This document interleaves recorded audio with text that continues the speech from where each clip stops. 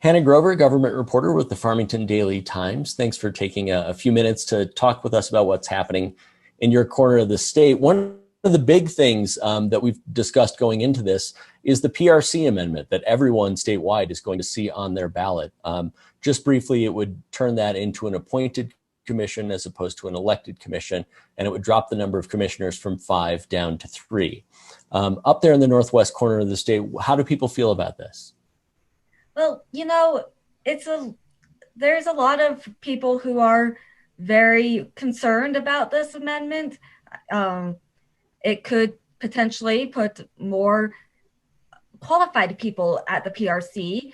I know that that has been a concern up here. I personally started following the PRC closely in 2016 during the AV Water investigation. And there were times we would be watching the PRC meetings and it looked like there were commissioners sleeping during the meetings. And at other times it looked like there was infighting between two of the commissioners over who was going to be running the meeting or anything like that. So there are people who feel that it should be an appointed position.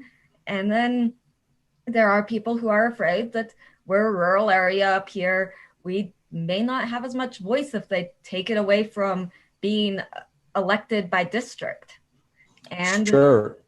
and we have the And power plant. So absolutely, yeah. I wanted to get into that. The San Juan Generating Station, that's a huge economic driver for your part of the state.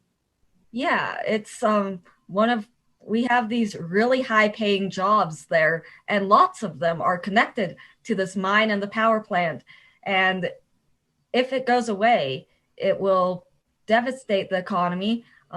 It's the tax base for that part of the county. And then it could potentially be hit once again with the Four Corners power plant just a few years later. So we have major issues up here that the PRC decides upon. And our electric utility is not regulated by the PRC. Both Aztec and Farmington are municipal owned electric utilities. So we don't really have a voice as ratepayers with in terms of the PNM stuff with the San Juan Generating Station, but we can. Our elected officials have intervened because it's located here in the area. So they've spent a lot of money advocating to keep this plant open, and it's highly invested here.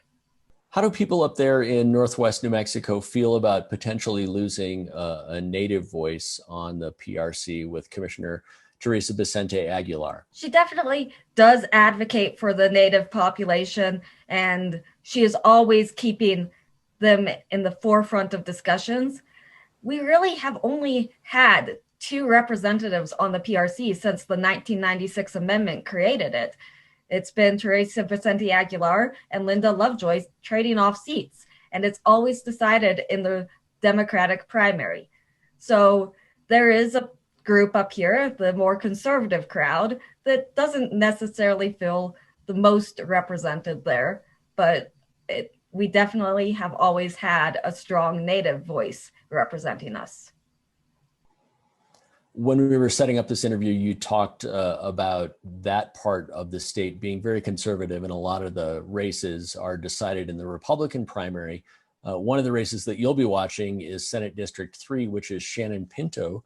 And she actually has a challenger, a Republican, Arthur Allison.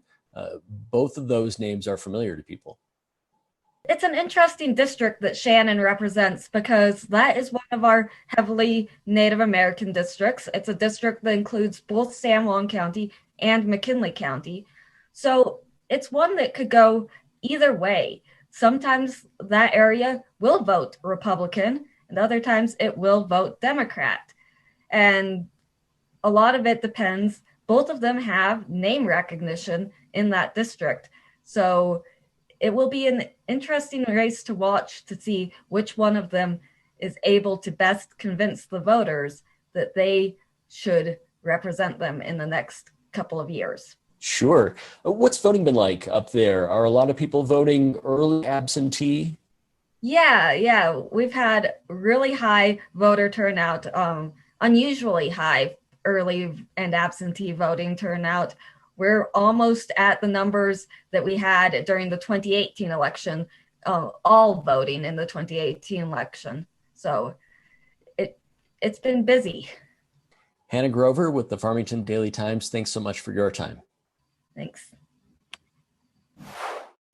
Jeff Plant with the Silver City Daily Press. Thanks for taking a few minutes. You've got a couple really interesting races down there. If we could, let's start with the Senate, Senate seat 28, I believe, which was one of those progressive versus more moderate Democrat battles during the primary. What does that look like now for the general election?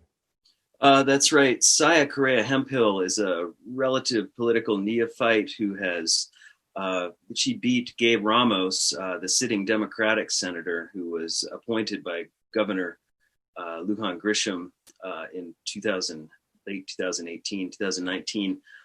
She beat him in the primary and is now running against Republican James Jimbo Williams. He goes by Jimbo, and that's a race that is completely divided along party lines and has gotten very down and dirty. Actually, the campaign mailers never stop in mailboxes around here. I bet. It's a Democratic district, at least by construction. Do you feel like Jimbo Williams is making some inroads? He has gone to bat for the agricultural community and has a lot of support in the agricultural and ranching community here. And his campaign is more or less along Republican lines. He is against repealing the 1969 state abortion restrictions, for example. He says he wants to give a voice to the voiceless. And Saya Correa Hemphill, on the other hand, is claiming that Jimbo he stands against women. Now, Jimbo Williams, he right out of the gate almost accused Correa Hemphill of defrauding the public education department when she was employed by Silver Consolidated Schools. The story there is that she was on unpaid family medical leave, taking care of her disabled son, and looked for a part-time job to pay the bills. She was terminated when the superintendent then found out about this. And Correa Hemphill never pursued a wrongful termination case, although she did say that she could have. And Williams, on the other hand, started campaigning, sending out campaign mailers that claimed Correa Hemphill defrauded the education department, and it just went sort of down into the mud from there. Sure. Hard fought. Another one that you're watching sounds like Rebecca Dow and a familiar opponent for her over in a TRC seat. That's right. The District 38 House race here, Karen Whitlock, the Democrat, has run against Dow. This is the third time she's run against Rebecca Dow. And the same issues have come up, I guess, in previous races for this seat. And Dow has a lot of support across the counties that district represents. But Whitlock has made this race less about issues and more about negative campaigning. She has accused Dow of ethics violations and, in fact, filed a complaint with the State Ethics Commission, which, of course, is a relatively new body that can only investigate and take up ethics violations that happened after July 1st, 2019. Now, Whitlock filed this complaint, immediately released the complaint to the media. Otherwise, it would have remained secret because all ethics commissions matters are totally confidential. And since then, it's been kind of a tit for tat. Rebecca Dow, she filed a motion to dismiss this complaint with the Ethics Commission, which of course does have a blackout period and can't technically decide on a complaint within 60 days of an election. And in her motion to dismiss, Rebecca Dow launched her own accusations against Whitlock, claiming that she knew that the accusations in the complaint were false, so she lied under oath. These two have been just going back and forth with the negative campaigning on this.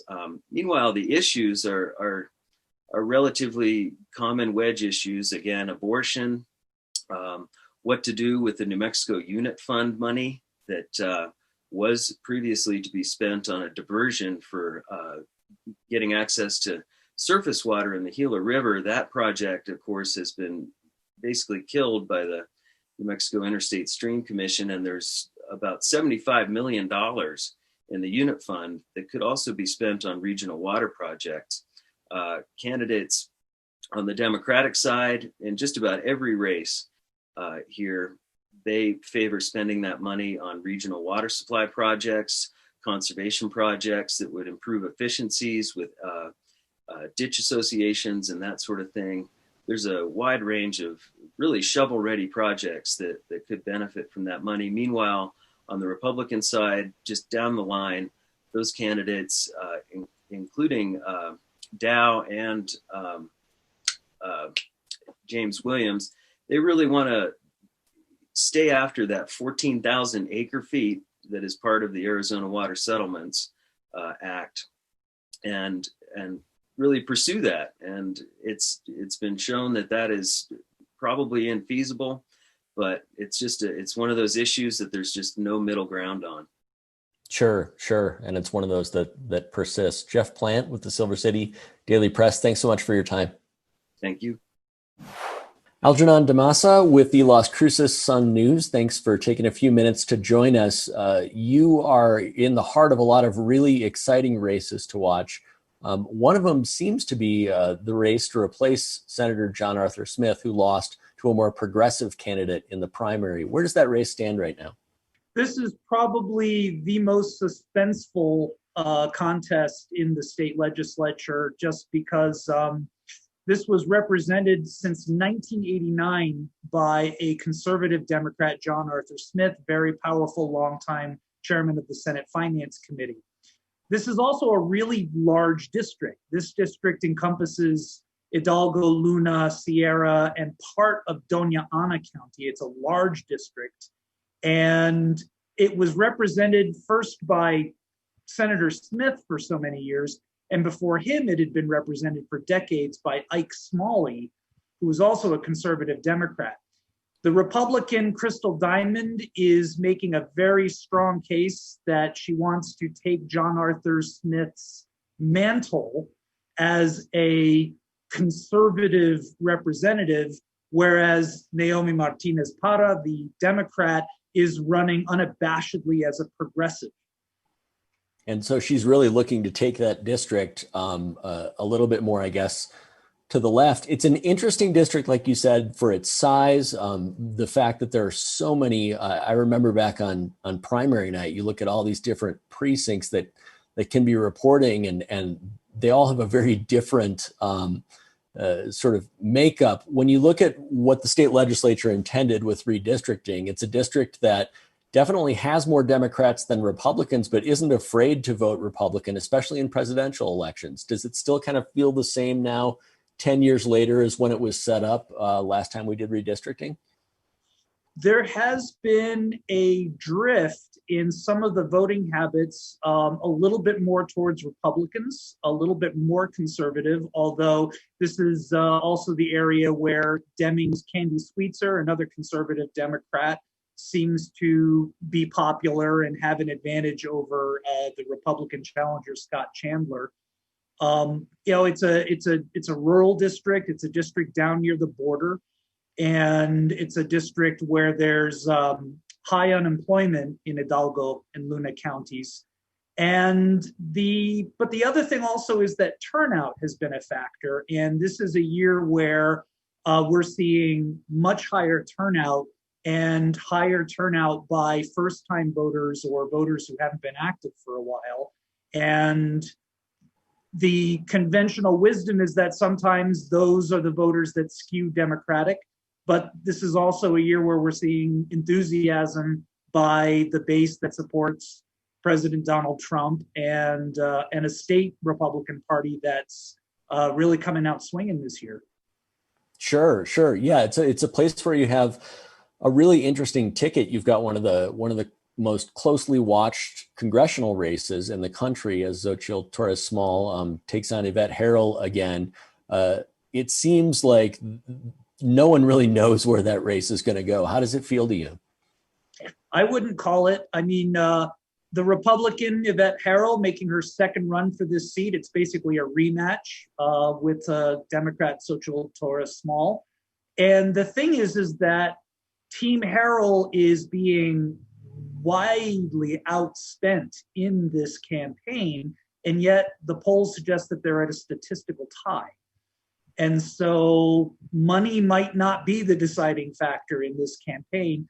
Add to that we're not going to know probably who wins that contest on election night or even necessarily the next day. As with 2018, it's going to come down to absentee ballots. But this year, there's going to be far and away more absentee ballots than even in 2018. And Algernon, we just have about a minute left, but the county clerk, especially in Doña Ana, they had so many absentee ballots last time that they needed to get counted. Do you know, are they processing those earlier as state law allows this time around? Right. This was partly the situation that led to the election law tune-up that allows the absent precinct board to start a little bit earlier. And so they've started qualifying those ballots because, after 2018, where this came down to a few thousand ballots, well, we're getting that many and more in a single day arriving by mail in Doña Ana County. So even with the earlier start, it's probably going to take a couple of days for close races to be called. Very important to know. Algernon Damaso with the Las Cruces Sun News. Thanks for your time. Anytime, Matt. Thank you.